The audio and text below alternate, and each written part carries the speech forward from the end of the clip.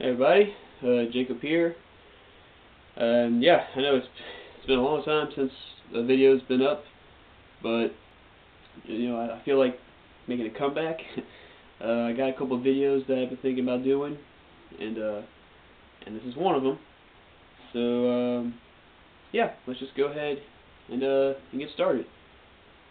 First of all, I like to do this one special thing for TNA wrestling.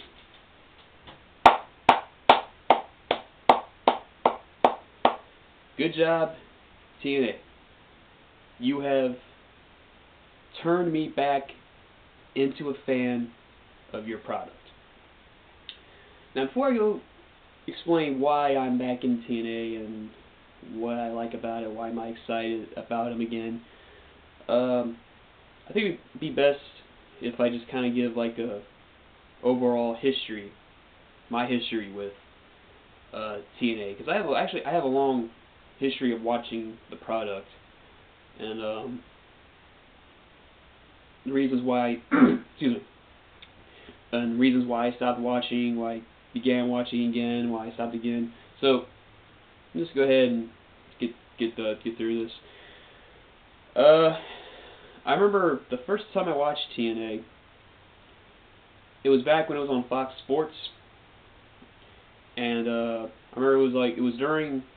So after I got home from school, and I was in my living room, and I was looking for something to watch, and I go to the Fox Sports channels. Those of you who have cable TV and whatnot, and you've seen it, there's multiple Fox Sports channels. Sometimes I'd watch some random sports on the channels, like I'd watch hockey or basketball or something.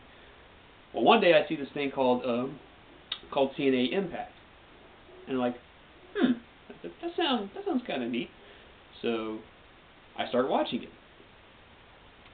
and the first two people I see are Jeff Hardy and Jeff Jarrett, and I'm like, hey, I know those two. And then I hear Mike Tenay on commentary, and I'm like, hey, that's Mike Tenay from WCW. What is this show? So I just start watching, and it was pretty cool. I believe it was the show either right before Lockdown 2005 or right after Lockdown 2005. I can't remember exactly when it was, but it was somewhere in April 2005, the first time I watched TNA wrestling. And I was still relatively young back then. I still am really, but back then I was really young. I was like I was like still in junior high at that time. So I didn't know like the ins and outs of the business and whatnot.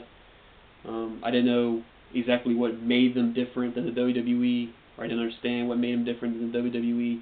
But it was a cool product that I enjoyed watching. I remember trying to catch them week after week and not being able to eventually because the show got taken off the air, by Fox Sports. And little did I know that it was actually on their website. And I may have caught one or two webcasts back when Impact was on their website. But what got me to watch every week was when they moved to Spike. And when I heard that they signed Sting to a contract, I was like, holy crap, I have to watch this now.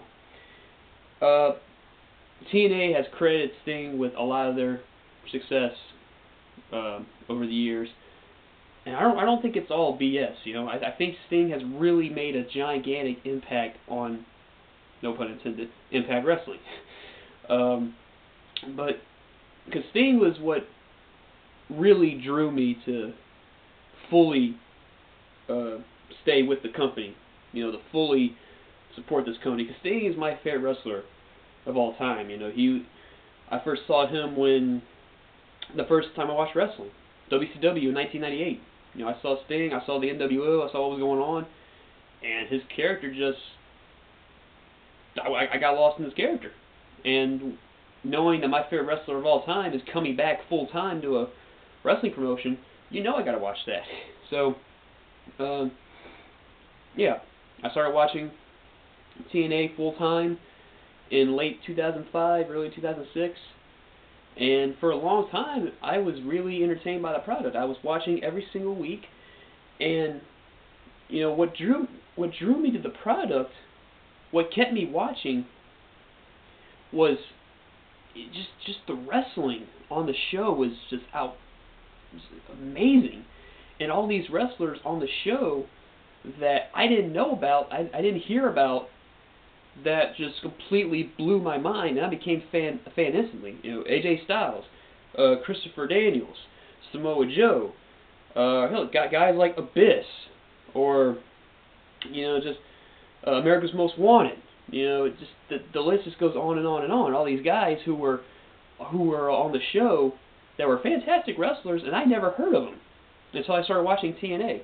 And like I said, that's what kept me going, seeing the just pure amazing talent that they had. And it was good for a long while. And I remember honestly thinking to myself that at the time, I honestly thought TNA was a better product overall than the WWE was. Now, looking back on it, considering the fact that I was still really young and had no clue what I was talking about back then, I do still think that probably in ring, like actual technical wrestling wise, they were better than WWE. It's probably just purely like a me thing, just what I enjoy more. TNA probably wasn't really better than WWE, but in my mind, the way I enjoyed it, I thought it was. If that makes any sense. Because at the time, especially in 2007, WWE just really, wow. I remember back when I was young, and I was a member of this wrestling forum, this message board. I was a member of it, and I would always rant on WWE and say how they're terrible, they're horrible, and I always praise TNA like they were God's gift to professional wrestling.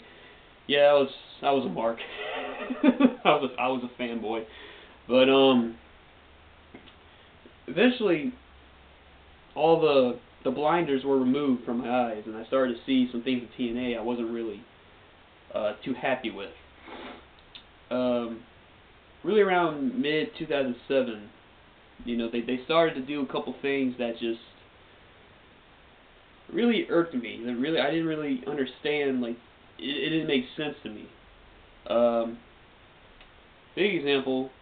It all started really when Kurt Angle got his massive push in 2007. This push, which of course led him to winning every single title in the company at that time. Yes, Kurt Angle was the World Heavyweight Champion, he was the X Division Champion, and he was the Tag Team Champions. No Daniel Bryan, no Kane, Kurt Angle is the Tag Team Champions, okay? But I just didn't understand that. That just didn't seem like the best way to go. Giving one guy in the company all the titles. That just wasn't good in my eyes. What I also thought was strange was when TNA signed Adam Pac-Man Jones to a contract.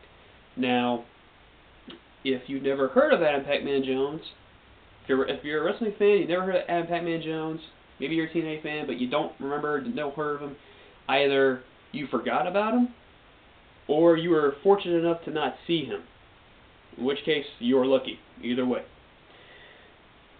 Adam Pac-Man Jones was a professional football player that TNA signed to a contract to compete. Yet the Tennessee Titans, the team that Jones played for at the time, said no, he is not going to wrestle. Yet TNA still felt the need to push him and give him a tag team title run with R-Truth, Ron the Truth Killings. And so you're going to give a title to a non-wrestler someone who I really don't think liked wrestling. You know, it's just, you know, why would you do that? I know, publicity. Now I know. At the time, I was like, TNA, stop. What are you doing? You know. But now I'm like, okay, maybe they just did it for publicity. You know, get their name out there. Which I understand. You know, TNA is still a relatively young company. They need to get their name out there. But you don't just take one of your titles and put it on a random nobody, just for, you know, just whatever, just cause you need to get famous, just for popularity. You do that. Excuse me. You do that. I just ate dinner, so. But anyway, you do that. You put your title on whoever just for publicity. Your titles are no longer titles. Your titles are becoming props. Vince Russo is a freaking moron. Okay?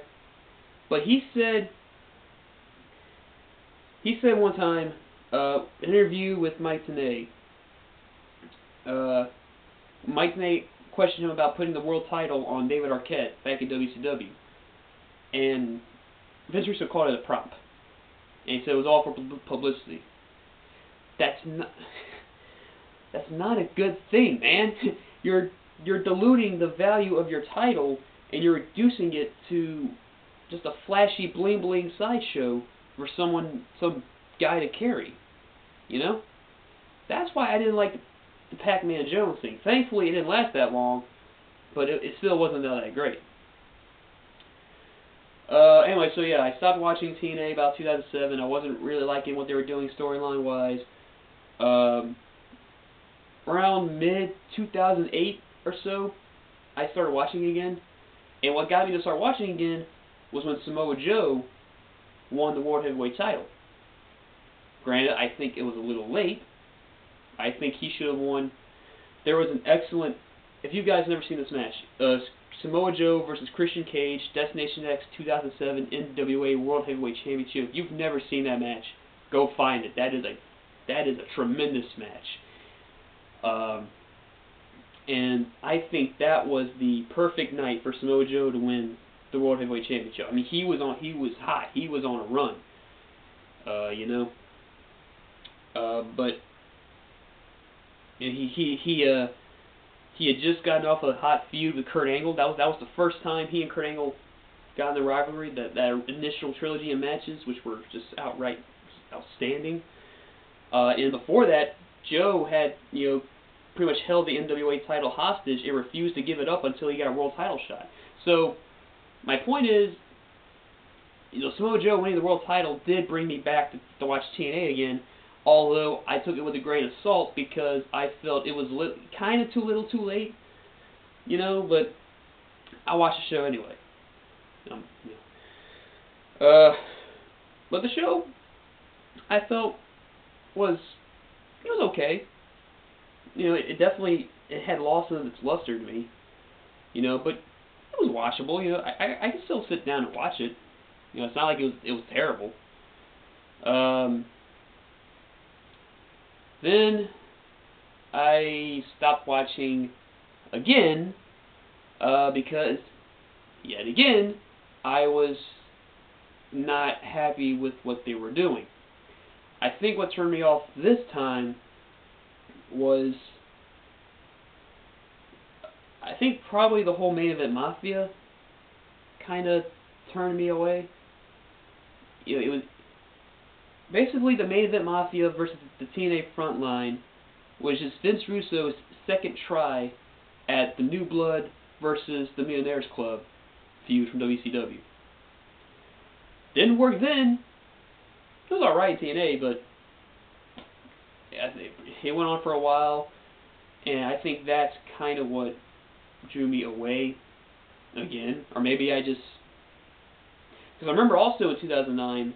particularly summer 2009, I really got into WWE again. Summer 2009 WWE, they were out freaking standing. You know, CM Punk's heel turn, his rivalry against Jeff Hardy, that was great TV and that stuff, and just increased actual wrestling on their shows.